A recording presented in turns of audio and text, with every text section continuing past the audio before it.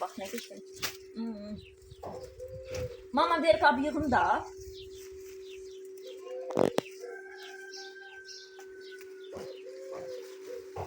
Bəziləri rayon vlogu çəkir. Rayon qızı belə olmur, ağaçda olur. Baxın.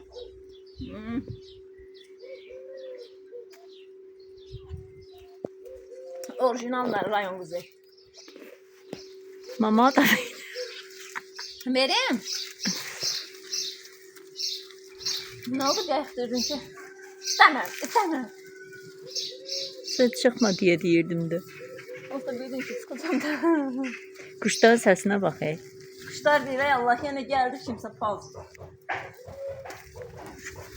Gəl.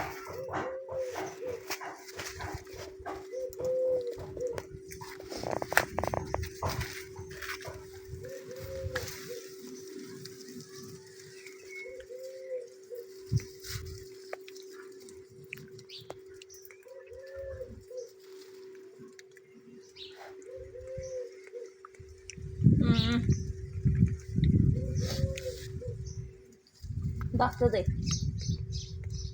Mama Aminə də verim yara. Ben dünən böylece vermişim. Oturam eləyəm. Niye? Nədir? Uşağa vitamin lazımdır.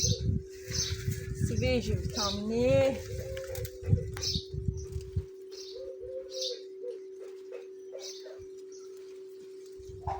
Mamacının ağacları çox apaslıdır. Həmişə budağın uclarında gətirir. Ağac da nazikdir deyə uclara çıxa bilmirəm. Bax. Buradan toplansam nə olar? Altı üstü yıxalarım da. Aba. İşte boş.